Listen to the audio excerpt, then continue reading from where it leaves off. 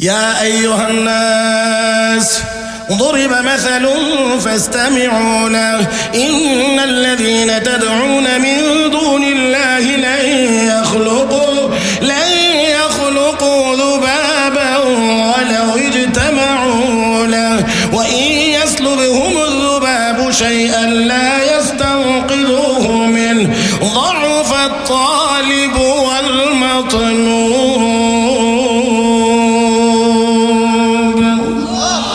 আল্লাহ রাব্বুল আলামিন বলেন, দুনিয়ার মানুষ মনোযোগ সহকারে শোনো, আমি আল্লাহ একটি দৃষ্টান্ত পেশ করেছি। ইন্নাল্লাযীনা তাদউনা মিন দুনিল্লাহি লা ইয়াখলুকু যুবাবান ওয়ালাউ ইজতামাউ লাহু, আমি আল্লাহকে বাদ দিয়ে যত দেবদেবী আর মূর্তির পূজা করা হয় সবগুলোকে যদি একসাথে করে বলা হয় একটা মাছি বানাও, রব্বে করিম বলেন সবাই মিলেও একটা মাছি বানাইতে পারবে। মাশাআল্লাহ, আমি কিছু জায়গা আপনাদের জন্য রেখে দেব, আমারটা যেখানে গিয়ে শেষ হবে এখান থেকে যেন আপনার একটা শুরু হয়। আমারে ওয়াজ লাগায় আবার সিঙ্গাপুর মালয়েশিয়া ঘুরবেন, এই সুযোগ কিন্তু সহজে আমি দিতে রাজি না। এই জন্যে আমি আপনাদেরকে সাথে রাখার চেষ্টা করব যাতে করে আপনারা আমার সাথে কথা বলতে হয়, কারণ আমার এই অভিজ্ঞতা আছে। একবার জিজ্ঞাসি দুজকে যাইতে কে কে রাজি, তিনজনে হাত তুলছে। এই জন্যে আপনাদেরকে সুযোগ দেওয়া যাবে না, সুযোগ এটাই আমার সাথে কথা বলবেন ইনশাআল্লাহ। রাজি আছেন তো? আমি ঘড়ির কাঁটা দেখে দেখেই বয়ান করব, একেবারেই আপনাদের ধৈর্যের সীমানার ভিতরে। তো বলছিলাম যেই সত্তার কাছে যার কাছে চাইবেন তাকে এক নাম্বার কোয়ালিটি, এক নাম্বার গুণ তার মধ্যে থাকতে হবে, তিনি কখনোই মরবেন না, মরতে পারেন না। আর এই সত্তা একমাত্র কে? মাশাআল্লাহ, এই আওয়াজটা একটু ভালো করে কইরেন যদি দরকার হয়, কারণ বর্তমানে আওয়াজেরও প্রয়োজন আছে, জোরে কোন ঠিক কিনা? হ্যাঁ, বাতিল চতুর্দিক দিয়ে ঘুরতে আছে, সুযোগ পাইলেই তারা হামলা করে, তারা আওয়াজ করে, তারা কথা বলে, চিল কাক শকুনেরা বাংলার আকাশে উঠছে, আমাদের আল্লাহু আকবারের আওয়াজে যেন তাদের কলিজার মধ্যে কাঁপন ধরে যায়। আল্লাহ তৌফিক দান করুন। কয়টা বলছিলাম না বলবো? এক নাম্বার তাকে আল হাইয়্যু, চিরঞ্জীব হওয়া লাগবে। নাম্বার 2, লম্বা করবো না বিদায়, সংক্ষেপে সামনে আগাইতে চাই। নাম্বার 2, শুধুমাত্র চিরঞ্জীব হইলেই হবে না, জিন্দা থাকলেই হবে না, জীবিত থাকলেই হবে না। যার কাছে আপনি চাইবেন, আপনার হাজত যার কাছে ব্যক্ত করবেন, যার কাছ থেকে আপনার সমস্যার সমাধান করবেন, সেই সত্তাকে ধনী হওয়া লাগবে। আল গানিয়্যু, তাকে ধনী হওয়া লাগবে। মুহতারাম হাজরিন, একটু আওয়াজ করে বলেন তো, একমাত্র ধনী কে? আল্লাহ। হ্যাঁ, আস্তে কোন কেন? একমাত্র ধনী কে? ইয়া আইয়ুহান নাস আনতুমুল ফুকারাউ ইলাল্লাহ ওয়াল্লাহু হুয়াল গানিয়্যুল হামিদ। হে দুনিয়ার মানুষ, তোমরা সবাই ফকির, আর ধনী একমাত্র আল্লাহ। আপনারা বলবেন আমরাও তো লক্ষ লক্ষ কোটি কোটি টাকার মালিক, তারপরে আমরা ধনী না? হ্যাঁ, আপনি ধনী, আপনার নিজেরটা দিয়ে আপনি ধনী না, আল্লাহর দেওয়াটা দিয়ে আপনি ধনী। আপনার নিজের না। জায়গা এই রাস্তার পাশে আগে 1% জায়গা 50,000 টাকাও ছিল না, এখন কত? কথা কয় না। আরে কথার কথা বলেন না, একটা ধরেন 20 লাখ, 10 লাখ, 15 লাখ, যতই হোক। তাহলে এই যে জায়গার দাম বাড়ছে, হ্যাঁ, অনেক মানুষ দেখা গেছে মানে অল্প সময়ের ভিতরে অনেক টাকার মালিক হয়ে গেছে শুধু জায়গা রাস্তার পাশে থাকার কারণে। হ্যাঁ, তাহলে এই যে জায়গার দাম বাড়ছে, এই জায়গাটা কার বানানো? আর আসতে কয়েন কার? আজকে সায়েন্স টেকনোলজি এত অ্যাডভান্স, মঙ্গল গ্রহে তারা চিন্তা ভাবনা চালাইছে, এখানে কি আছে না আছে খোঁজ খবর নিতে আছে, চাঁদে মানুষ কিভাবে পাঠানো যায় সেই চিন্তাও করতে আছে। পৃথিবী থেকে চাঁদে ফ্লাইট চালু হবে, অপেক্ষায় থাকে, চিন্তা করতেছে মানুষ নাকি বেশি হয়ে যাচ্ছে, লোড বেশি হয়ে যাচ্ছে, এখান থেকে কিছু মানুষ যদি ট্রান্সফার করা যায় চাঁদে, তাহলে পৃথিবীর উপরে লোড কমবে। আমি বলি আপনারা এত মাথা, এত বুদ্ধি যে জমিন থেকে প্রায় 3.5 লক্ষ মাইল দূরের চাঁদে আপনারা মানুষ নিয়ে যাবেন, বিমানের টিকিটের দাম কত হবে? তো এত তো চিন্তা, আপনারা এত দূর পর্যন্ত মানুষ নিয়ে যাবেন, এত লম্বা চিন্তা না করে বঙ্গোপসাগরে তো অনেক জায়গা এখনো পানিতে ভরা, এখানে একটু মাটি ভরাট করে লেলেই তো আমরা আর একটু থাকবার জায়গা হয়ে যায়। তো কাছেরটা না করে ওই 3.5 লাখ মাইল দূরে চাঁদে কেমনে মানুষ নেওয়া যায়, এই চিন্তা ভাবনা মাথার মধ্যে কাজ করে, কিন্তু মাটি বানানোর চিন্তা ভাবনা মাথার মধ্যে কাজ করে না। জমিন কে বানাইয়া দিছেন? নাকি সন্দেহ আছে কোনো? আমি এতগুলো আয়াত তেলাওয়াত করতে পারবো না, তরজমা তো পারবোই না, তারপরেও আপনাদেরকে দুই একটা একটু সামান্য ইয়া আইয়ুহান নাস উবুদু রাব্বাকুমুল্লাযী খালাকাকুম ওয়াল্লাযীনা মিন ক্বাবলিকুম লাআল্লাকুম তাত্তাকুন الذي جعل لكم الأرض فراشا والسماء بناء وأنزل من السماء ماء فأخرج به من الثمرات رزقا لكم فلا تجعلوا لله أندادا وأنتم تعلمون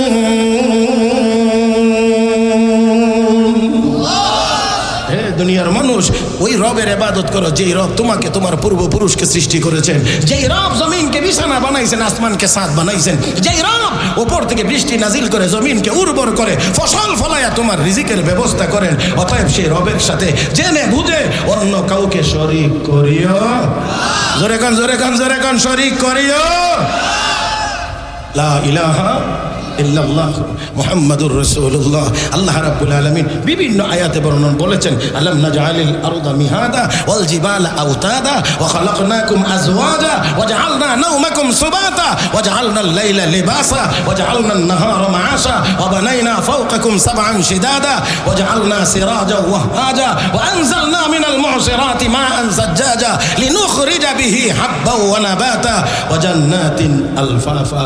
ও মুসলমান, আল্লাহ কো জমিনটারে বিছানা আমি বানায়া দেই নাই, কার জমিন দিয়ে চলাফেরা করো? আমরা কার জমিনে বসবাস করি? কার আসমানের নিচে বসবাস করি? আওয়াজ করে বলুন, চন্দ্র সূর্যটা কার? মুহতারাম হাজিরিন, তাহলে এই জমিন আল্লাহর, এই আসমান আল্লাহর, চন্দ্র সূর্য আল্লাহর, সব আল্লাহর। আমরা কার? এটা বেশি বুঝে আয় না। তবে আরেকজন মুসলমানের মরার খবর হইলে দোয়া কিন্তু হিডাই পড়ি, তখন যদিও বুঝি না কিন্তু পড়ি এটা। আল্লাযীনা ইযা আসাবাতুহুম মুসিবা ক্বালু ইন্না লিল্লাহি ওয়া ইন্না ইলাইহি রাজিউন। কেউ যদি মারা যায় পড়ি না ইন্না লিল্লাহ, এর অর্থ হলো নিশ্চয়ই আমরা আল্লাহর জন্য। কার কার কার কার? আরে স্বীকার করেন আর না করেন সবাই আল্লাহর। যাইতে হবে, যাইতে হবে। ওয়া ইন্না ইলাইহি রাজিউন, নিশ্চয় আমরা তার দিকেই প্রত্যাবর্তন করব। হে মুসলমান, ইচ্ছাই হোক অনিচ্ছাই হোক, মনে চাক আর মনে না চাক, যাইতে তো হবে আল্লাহর কাছে। যার যার ইচ্ছা হয় সেও যাবে, যার ইচ্ছা না হয় সেও যাবে। যাইতে তো হবে, না গিয়ে কোনো উপায় নাই। এখানে না গিয়ে উপায় নাই। ওই মালিকের সামনে কারো ক্ষমতা চলবে না, না গিয়ে কোনো বাহাদুরি দেখাইয়া থাকতে পারবে না। আরে দুনিয়ার জীবনেই তো বাহাদুরি দেখাইয়া কেউ থাকতে পারে না। আমার ভাইয়েরা, চলে যাইতে হয়, ধরা পড়তে হয়।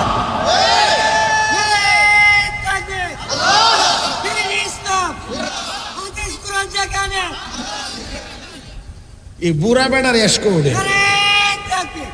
এই বুড়া বেড়ার এসকোডে আমি অনেকক্ষণ থেকেই শুনতে আসি। এই বেচারা আগের বক্তাদের সময়ও মাঝে মাঝে নারায়ে তাকবীর বলছে। এমন একটা জোয়ান মানুষ নাই যার একটু রক্ত গরম আছে, শরীরে শক্তি আছে, তার একটু এসকোডে না? হ্যাঁ, এই মুরব্বী বেটার ইমামতির দায়িত্বটা দিয়ে দিয়েছেন যে তাকবীরের ইমামতি আপনিই করবেন। আল্লাহ আল্লাহ আল্লাহ আল্লাহ। একজন জোয়ান মানুষ একটা তাকবীর দেন, কে পারেন ভালো? আল্লাহ, একজনও নাই, মাশাআল্লাহ। ওই যে রাহেন, বুঝছি বুঝছি, আমনেও একবারে ফুতাইল মুরিদ থেকে একটুও কম না। এই তাকবীরের মধ্যেই দুর্বলতা। তাকবীরও হতে হবে বলিষ্ঠ। নারায়ে তাকবীর যেই ভাগে বলবেন, যেইভাবে আল্লাহু আকবার উত্তরটা হবে সেইভাবে। কথা কয় না, কথা কয়।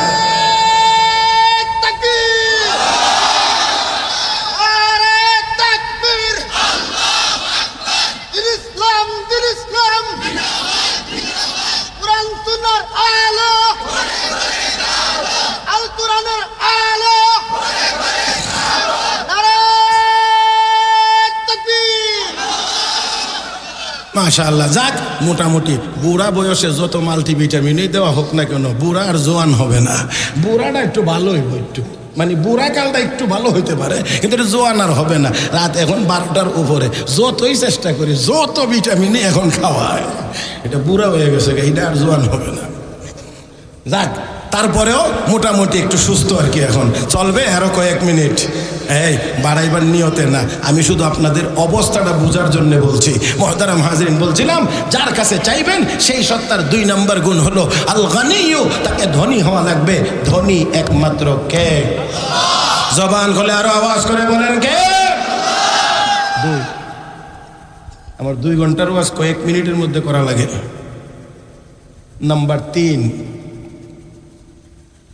শুধুমাত্র আল হাইয়্যু, তিনি চিরঞ্জীব, তিনি ধনী, এতটুকুতেই যথেষ্ট নয়। তার মধ্যে আরো গুণ থাকতে হবে, সেটা হলো দেওয়ার অভ্যাস তার মধ্যে থাকতে হবে। as-সাখিয়্যু, দাতা হওয়া লাগবে, দানবীর হওয়া লাগবে। আমার ভাইয়েরা, আমার আল্লাহর চাইতে আর বড় কোনো দাতা, এত আসতে না, এত আসতে না, বড় কোনো দাতা আল্লাহর দেওয়া কমে না বাড়ে?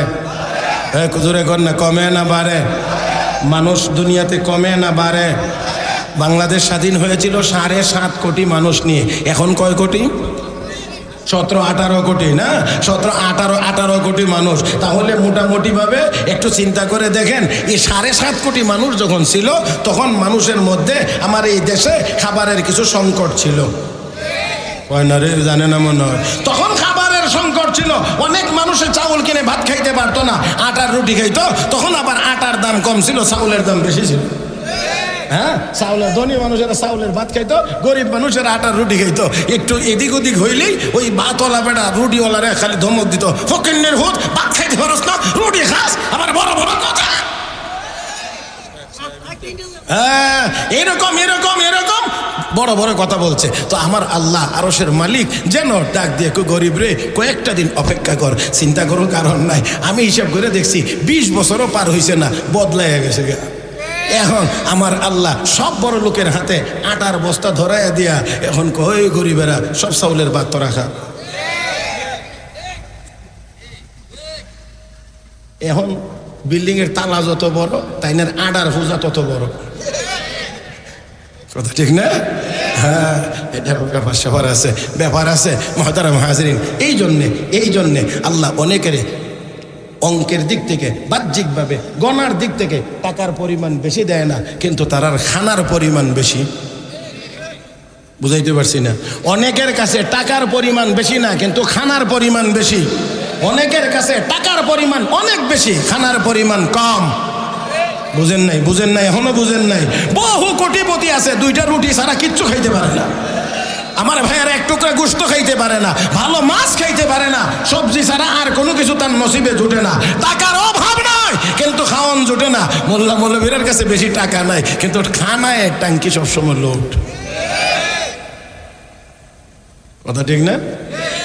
সময় নেই, এই জন্য আপনারা একটা ঘটনা মনে হয়েছিল, কিন্তু শোনাইতে পারবো না, এই জন্যে সময় নাই। আপনারা ধৈর্য হারা হবেন এই কারণে। আর বুজুর্গরা যে বসায় রাখছি, এরা বদদোয়া দিলে আমি শেষ। কথা বুঝেন? জি, রাজি আছে? আপনিও রাজি নি? হ্যাঁ, তাহলে একেবারে সংক্ষেপে রাসূলের সাহাবী হযরত আব্দুল্লাহ ইবনে মাসউদ রাদিয়াল্লাহু তাআলা আনহু ইন্তেকালের মুহূর্তে, তখন খলিফাতুল মুসলিমিন হযরত উসমান যুন্নুরাইন রাদিয়াল্লাহু তাআলা আনহু, হযরত উসমান হযরত আব্দুল্লাহ ইবনে মাসউদকে দেখার জন্য গিয়েছিলেন। একেবারে আমার দিকে তাকায় শুনবেন, আর আমার দিকে তাকাইলে এখানে যত উলামা একরাম আছেন সবাইরই আপনারা দেখতে পারবেন। দয়া করে চোখটা এদিক ওদিক লড়াইবেন না, এই মুহূর্তে লড়াইতে গেলেই ফেস লাগবে। দয়া করে কেউ এদিক ওদিক নেই। এখনের এই সারা রাতের ওয়াজের সবচেয়ে বেশি গুরুত্বপূর্ণ সময়টা এখন, আর এই সময়টা সর্বোচ্চ কাজে লাগানোর জন্য একেবারে আমার দিকে তাকায় কথা শুনবেন। আল্লাহ তৌফিক দান করুন। হযরত আব্দুল্লাহ ইবনে মাসউদ রাদিয়াল্লাহু তাআলা আনহু নবীর একজন প্রিয় সাহাবী, জলিলুল কদর সাহাবী, বড় আলেম সাহাবী, মুফতি সাহাবী, মুজতাহিদ সাহাবী, ফকিহ সাহাবী। বিশ্ব নবী একদিন ওই সাহাবীকে বলছেন, ইকরা আলাইয়াল কোরআন, আব্দুল্লাহ তুমি কোরআন তেলাওয়াত করো, আমি শুনবো।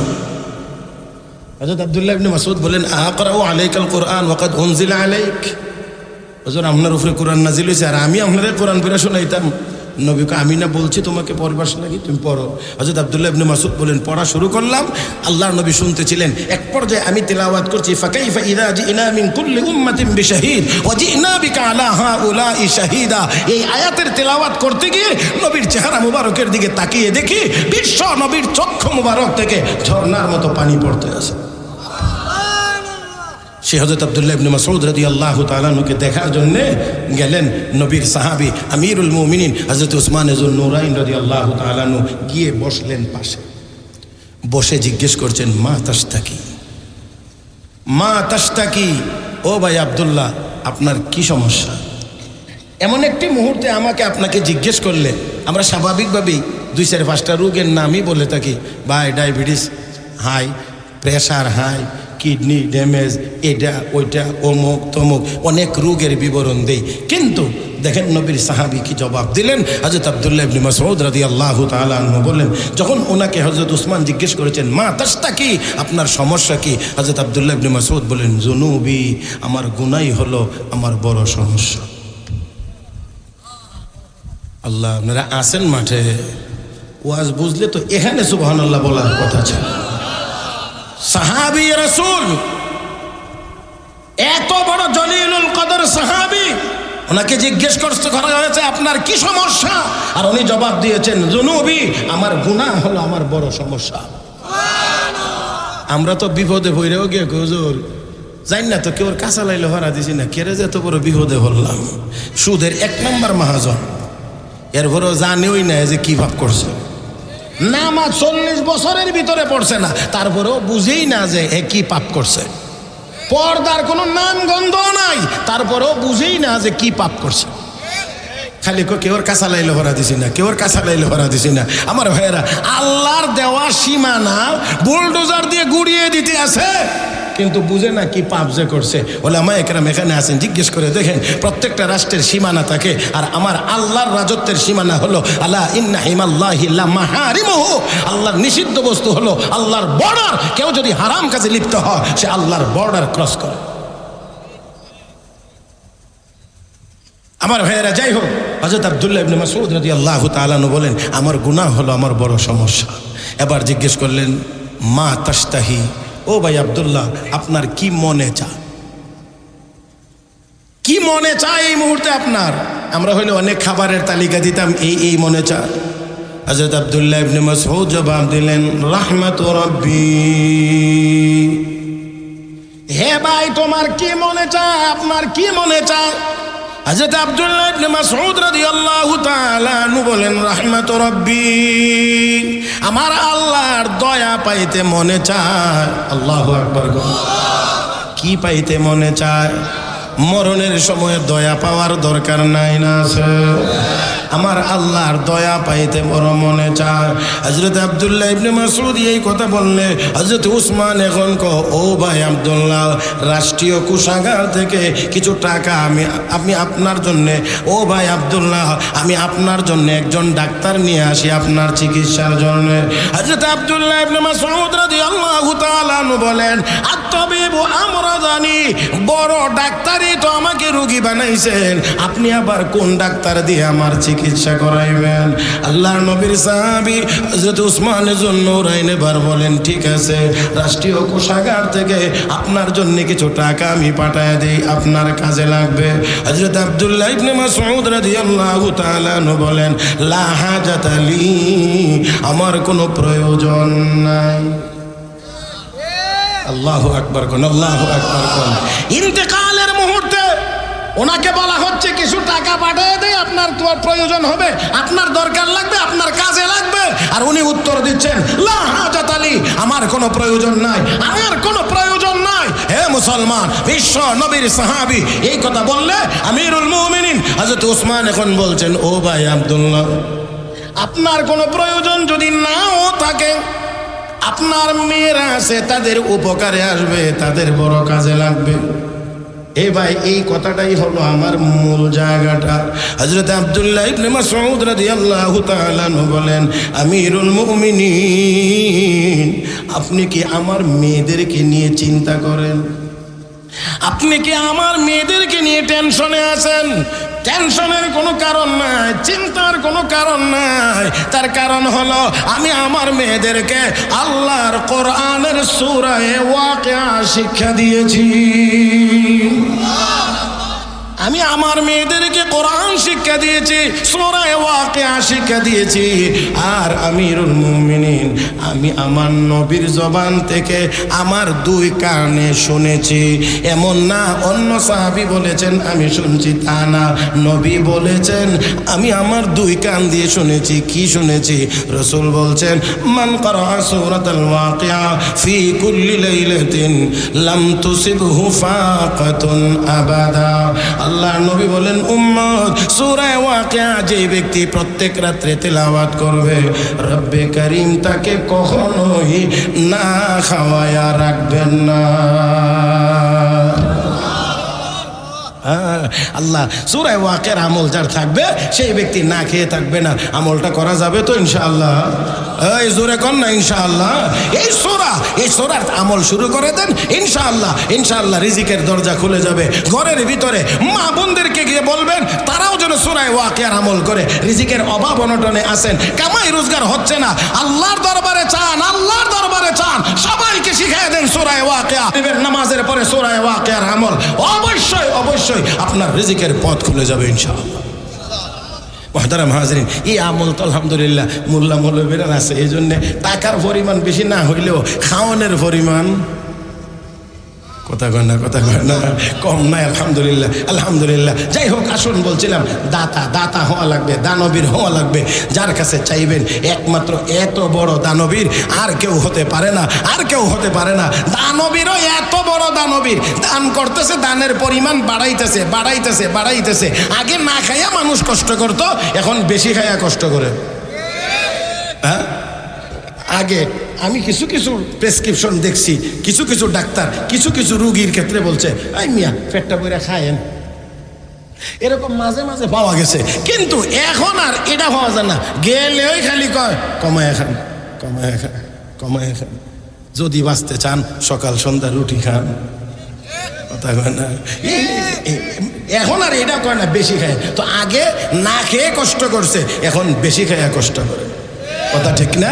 তাহলে আসেন, আমার আল্লাহর দেওয়ার পরিমাণ এত যে সারা দুনিয়ার মানুষ, সারা দুনিয়ার জিন, সমস্ত মাখলুকাতকে যদি বলা হয় তোমরা যার যা মনে চায় তা আল্লাহর কাছে চাইতে থাকো। যার যা মনে চায় সব চাইতে থাকো। সব মাখলুক যদি চাইতে থাকে আর আমার আল্লাহ যদি দিতে থাকেন, মাখলুকাত চাইতে চাইতে ক্লান্ত হয়ে যাবে, কিন্তু আমার আল্লাহ দিতে ক্লান্ত হবেন না। সমস্ত মাখলুকাত আল্লাহর কাছে চাইতে চাইতে ক্লান্ত হবে, কিন্তু আমার আল্লাহ দিতে ক্লান্ত হবেন না। সমুদ্রে সুই ডুবাইয়া উঠাইলে পানি যাবে যত, আমার আল্লাহর ভান্ডার থেকে যাবে তত। কিন্তু সেই আল্লাহর কাছে চায় না। কিছু নাদান আছে, না বুঝে না শুনে আন্দাজি বিভিন্ন মাজারে বিভিন্ন দরগায় গিয়ে বাবার কাছে চায়। এত আসতে গইলেন, ওইখানে গিয়ে চাইবার জায়গা সেটা নয়, চাইবার জায়গা হলো আমার আল্লাহর দরবার। জোরে কোন ঠিক কিনা? কয়টা গেল? 3।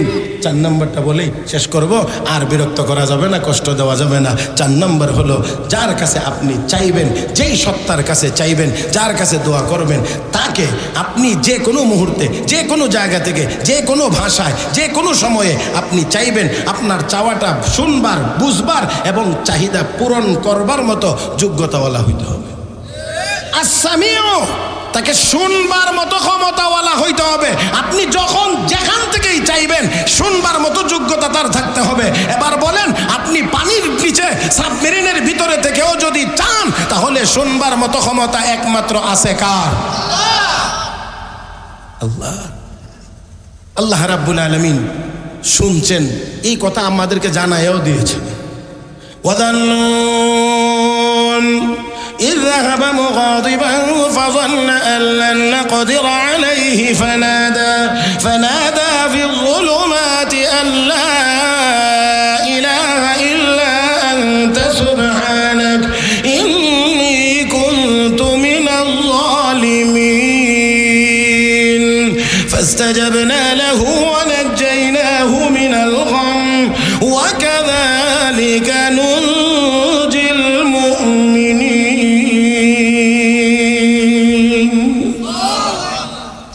একটু জোরে কোন। আল্লাহ ইউনুস আলাইহিস সালামের কথা বলছেন। কিছুদিন না কোথায় ছিলেন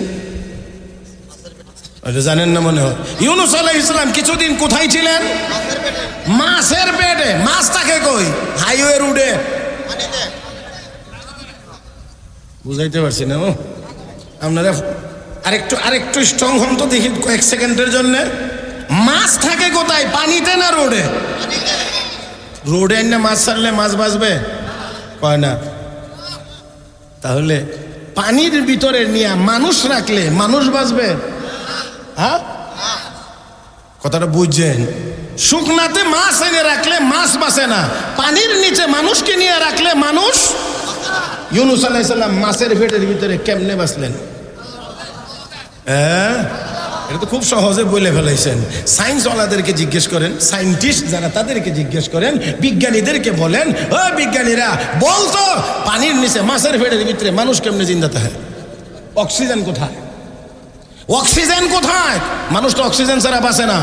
অক্সিজেন শূন্য যেখানে, ওইখানে গেলে অক্সিজেন রিজার্ভ করে নিয়ে যাইতে হয়, ভরে নিয়ে যাইতে হয়, কৃত্রিম অক্সিজেন নিয়ে যাইতে হয় আমার ভাইয়েরা। তাহলে মাছের পেটের ভিতরে মাছের অক্সিজেন, পানির ভিতরে মানুষের অক্সিজেন, খোলা জায়গা, শুকনায় খোলা জায়গাতে ওই মাছের পেটের ভিতরে ইউনুস আলাইহিস সালাম কেমন করে বেঁচেছিলেন? হে বন্ধুরা, তাহলে বুঝতে হবে বিজ্ঞান যেখানে ফেল, আমার আল্লাহ সেখানে পাস। এত আসতে বলেন কেন? আরেকটু জোরে গান। মুহতারাম হাজরিন, এখানে কথাটা আসলে এরকমও না, এখানে কথাটা এরকমও না। আমি বলতে পারি এটা বিজ্ঞান যেখানে ফেল, মোল্লারা সেখানে পাস।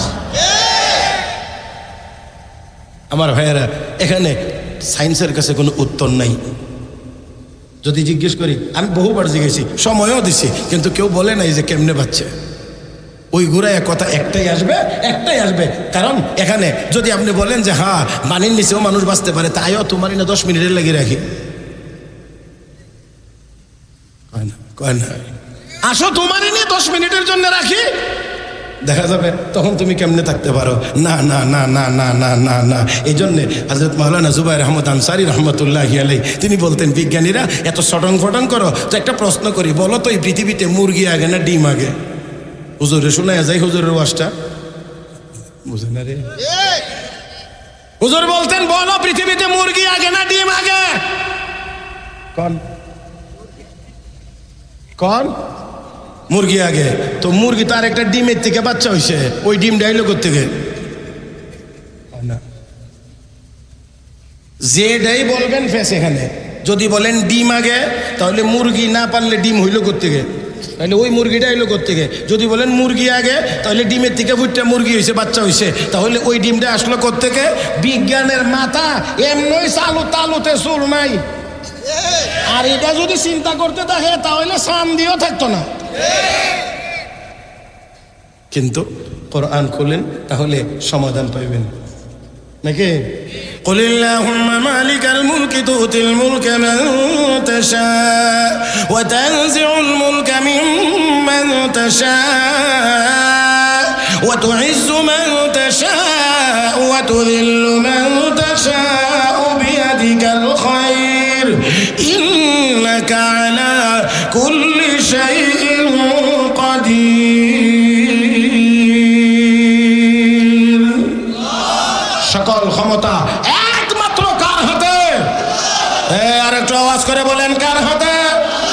জিন্দাকে মুর্দা, মুর্দাকে জিন্দা বানানোর একমাত্র ক্ষমতা কার?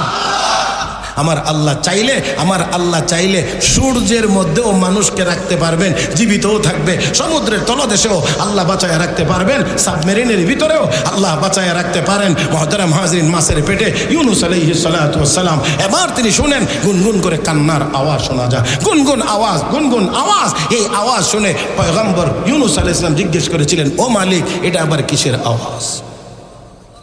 আল্লাহ বলেন, এটা হলো আমার সৃষ্টি জগতের কান্নার আওয়াজ। শেষ সময় আরেকটু ভালো বলেন, আরেকটু ভালো করে বলেন। সমুদ্রের তলদেশে আমার সৃষ্টি জগৎ, আমার মাখলুকাত, আমি আল্লাহর দরবারে কান্নাকাটি করেছে, এই কান্নার আওয়াজ। পয়গম্বর আর দেরি করেন নাই, ফানাদা ফি যুলুমাত। আল্লাহর পয়গম্বর তিন তিনটি অন্ধকারের ভিতর থেকে আল্লাহকে ডাক দিলেন। এক নম্বর অন্ধকার ছিল রাতের অন্ধকার, দুই নম্বর অন্ধকার ছিল পানির নিচের অন্ধকার, তিন নম্বর ছিল মাছের পেটের ভিতরের অন্ধকার। তিনটি অন্ধকারের ভিতর থেকে ডাক দিলেন, লা ইলাহা ইল্লা আনতা, আল্লাহ তুমি ছাড়া আর কোনো মাবুদ নাই, সুবহানাক তুমি পবিত্র, ইন্নী কুনতু মিনাজ জালিমিন, আল্লাহ আমি ভুল করে ফেলেছি। আল্লাহ রাব্বুল আলামিন বলেন, সমুদ্রের তলদেশে মাছের পেটের ভিতর থেকে ইউনুস যে আমাকে ডাক দিয়েছিল, ফাস্তাজাবনা লাহু, আমি ওই ডাক শুনে ইউনুসের ডাকে আমি আল্লাহ জবাব দিলাম। আরো জোরে, আমি আল্লাহ ইউনুসের ডাকে সাড়া দিলাম। ফাস্তাজাবনা লাহু, আমি আল্লাহ ইউনুসের ডাকে সাড়া দিলাম। আমি যে আয়াত তিলাওয়াত করেছিলাম খুতবায়, আল্লাহ রাব্বুল আলামিন বলেন, ওয়া ক্বালা রাব্বুকুম উদউনি আস্তাজিব লাকুম, আমাকে ডাক রে বান্দা, তোর যত সমস্যা আছে সব সমস্যার সমাধান আমি আল্লাহ করে দেব। ও মুসলমান, তাহলে এবার আওয়াজ করে বলেন, দোয়া হবে কার কাছে? চাইবো কার কাছে? আমার ভাইয়েরা, আল্লাহ ইউনুস আলাইহিস সালামের দোয়া শুনলেন, সাথে সাথে জবাব দিলেন, ফাস্তাজাবনা লাহু, আমি আল্লাহ তার ডাকে সাড়া দিলাম। ওয়া নাজাইনাহু মিনাল গাম, আমি আল্লাহ তাকে মাছের পেট থেকে নাজাত দিলাম। ওয়া কাযালিকা নুনজিল মুমিনিন, আল্লাহ বলেন, আমার হাবিবের উম্মতেরা, আমার এই নাজাত দেওয়া, আমার এই বিপদ থেকে উদ্ধার করে দেওয়া, এটা শুধু ইউনুস পর্যন্তই সীমিত না। হে আমার বন্ধুর উম্মতেরা শোনো, ইউনুস নবী যেমন করে বিপদের পরে আমাকে ডাক দিয়েছিলেন, তোমরাও যদি এমন করে ডাক দিতে পারো, ওয়া কাযালিকা নুনজিল মুমিনিন, কিয়ামত পর্যন্তই আমি আল্লাহ ঈমানদারদেরকে নাজাত দিতে থাকবো।